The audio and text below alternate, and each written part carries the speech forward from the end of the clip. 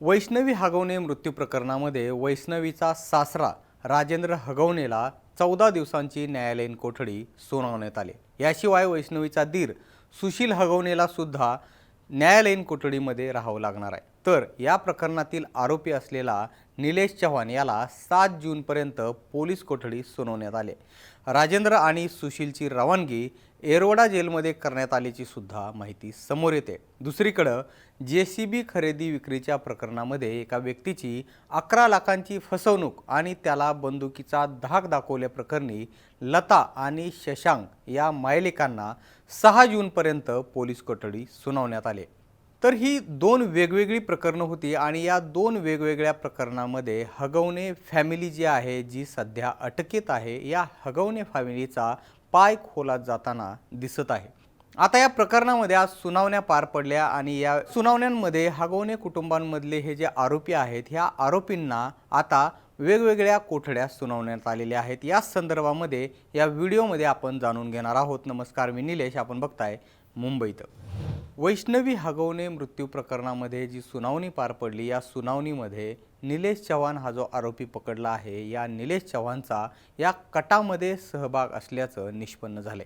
त्याचा अधिक तपास करायचा आहे अशी पोलिसांनी सगळ्यात मोठी माहिती जी आहे ती कोर्टामध्ये दिली। मंगळवारी राजेंद्र हगवणे, सुशील हगवणे आणि निलेश चव्हाण या तिघांना शिवाजीनगर न्यायालयामध्ये हजर करण्यात आलं। आरोपी निलेशकडून तिन्ही आरोपींचे मोबाईल जप्त करण्यात आलेत। याचा या कटामध्ये सहभाग असल्याचं दिसून येतंय असं तपास अधिकाऱ्यांनी कोर्टामध्ये सांगितले।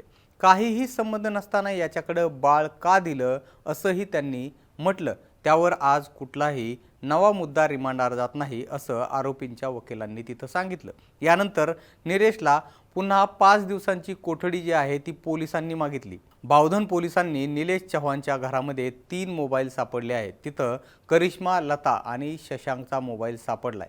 त्यांच्यातले आर्थिक व्यवहार जे आहेत ते शोधायचे आहेत आणि निलेशनं वैष्णवीला आत्महत्येस प्रवृत्त कशा प्रकारे केलंय हे सुद्धा तपासायचं आहे। तसंच वैष्णवीचं जे बाळ आहे ते निलेश का घेऊन गेला होता याचा सुद्धा तपास करायचा आहे असं बावधन पोलिसांनी कोर्टामध्ये सांगितलं।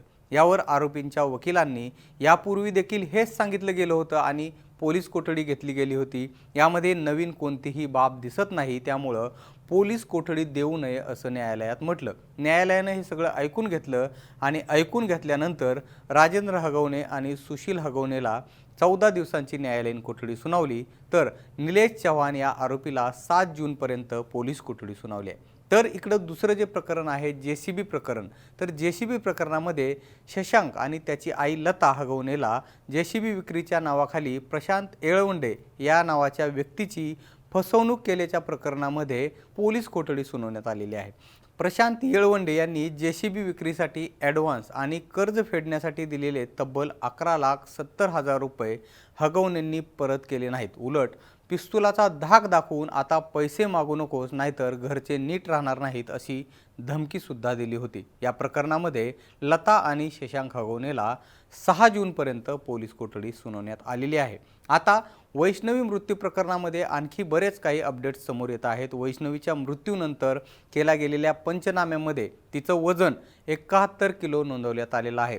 त्यामुळं आत्महत्या करताना जी साडी वापरली होती आणि तो जो पंखा होता, तो पंखा खरंच एवढं वजन पेलू शकणारं होतं का याबाबत ही शंका आता व्यक्त केली जात आहे। त्यामुळं वैष्णवीची ती साडी आणि तो जो पंखा आहे तो फॉरेन्सिक लॅबमध्ये पाठवण्यात येणार आहे। शिवाय या प्रकरणामध्ये सह आरोपी निलेश चव्हाणचा लॅपटॉप आणि मोबाईल देखील तपासणीसाठी पाठवण्यात येणार असल्याची माहिती समोर आली आहे। त्याचा लॅपटॉप आणि त्याच्या मोबाईलमध्ये सुद्धा अनेक पुरावे, व्हिडिओ क्लिप्स असू शकतात असा पोलिसांना संशय आहे। दरम्यान निलेश चव्हाणची मैत्रीण आणि आणखी एका महिलेची सुद्धा पोलिसांनी चौकशी केलेली आहे। यातून सुद्धा अनेक धक्कादायक खुलासे समोर येणार असल्याचं बोललं जात आहे। आपल्याला या प्रकरणात आणखी काय वाटतं हे आम्हाला तुम्ही कमेंट बॉक्समध्ये सांगायला विसरू नका आणि तुम्ही जर मुंबई तकला सबस्क्राईब केलं नसेल तर लगेच सबस्क्राईब करून घ्या।